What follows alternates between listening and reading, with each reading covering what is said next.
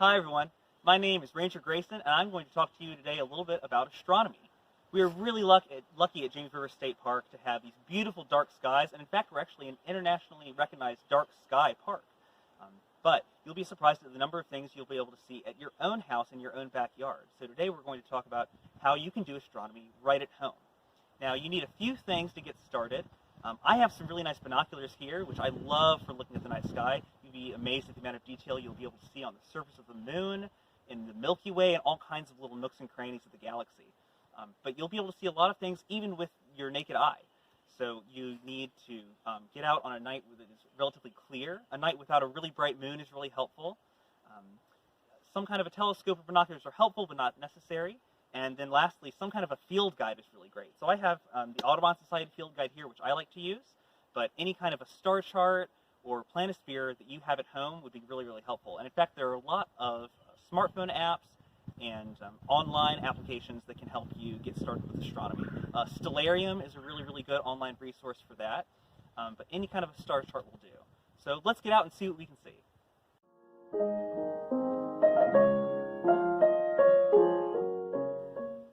So when you first go outside, you might be overwhelmed by the number of different things that you can see in the sky. You might see the moon, you might see stars, and you might see planets. So one of the first things you might want to do is learn how to orient yourself in the universe, and the universe that you can see from your backyard. So some of the brightest things you'll see in the sky are going to be planets. The way you can tell a planet apart from a star is that a planet does not twinkle and a star does twinkle. And that's because those stars, even though they're very, very bright, they're so much farther away than planets are that even if you looked at them through a very powerful telescope, they would still only look like a tiny little dot.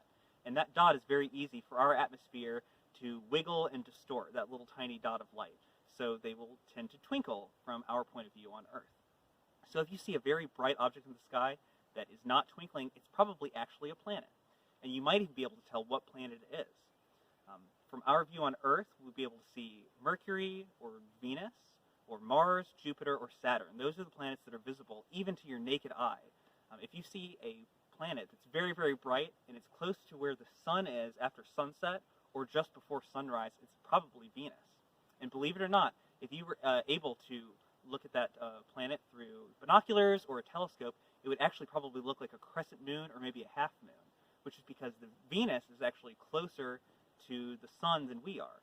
So it goes through phases, just like our own moon.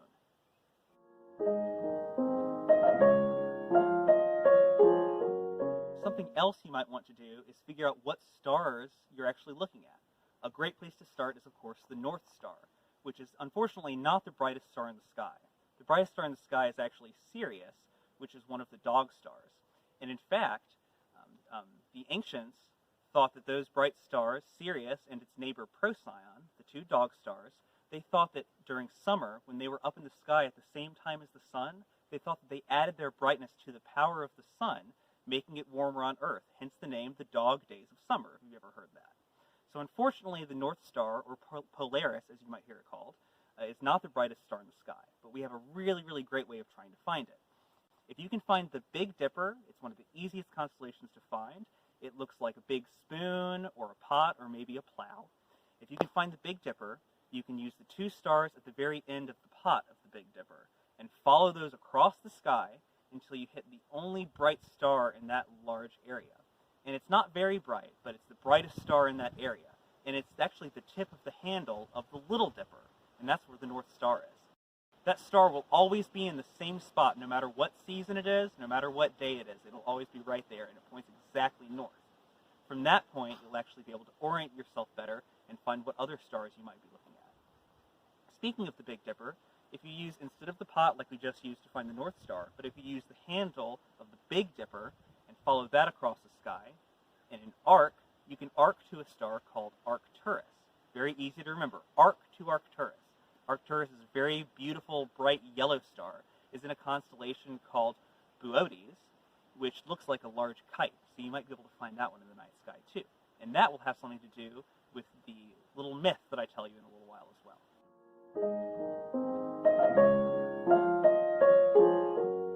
So I'm going to tell you a little bit now about the importance of not using white lights while you're doing astronomy. Like I was talking about earlier, our park, James River, is lucky enough to be an International Dark Sky Association park. That means that we're far away from city lights and light pollution. It also means that our lighting fixtures that we have at the park are either shielded downward onto sidewalks where they can be useful, instead of pointing upward into the sky where they do nothing but cause light pollution. So they're shielded downward, and they are often shaded toward red or orange colors rather than white or blue colors. White and blue lights are very harmful to our night vision. It actually takes you about 45 minutes to build up a good amount of night vision to be able to see all the stars that you'll be able to see during the night. And it only takes a fraction of a second of looking at a white light, like on a cell phone or on a flashlight, to hurt that night vision and to put it back where you started. So a really great way to fix this is to put a little red cellophane over your flashlight, or to tint your cell phone to warmer shades that won't hurt your eyes as much. That's not only good for you, but it's really good for our nocturnal wildlife like owls and bobcats and bats as well, who will really appreciate you using red tinted lights.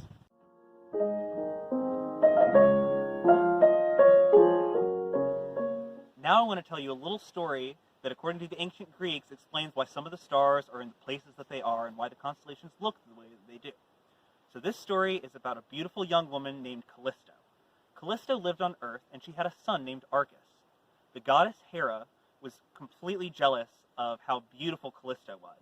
And so when she came down to Earth one day and she saw Callisto's beauty in the forest, she decided that she was going to turn her into a bear. So she transformed poor Callisto into a bear, and meanwhile, Arcus grew up to be a great hunter. Now one day, Arcus was out hunting for bears, and he saw this beautiful bear out in the woods, not realizing that it was actually his own mother who had been turned into a bear so many years ago. And just as he drew his bow, he noticed that there was something kind of strange in the bear's eyes, and just as he was about to release the arrow, the god Zeus saw what was happening, and he took pity on them. So do you think that he maybe turned Callisto back into a human? No. Zeus turned Arcus into a bear too. So now there were two bears.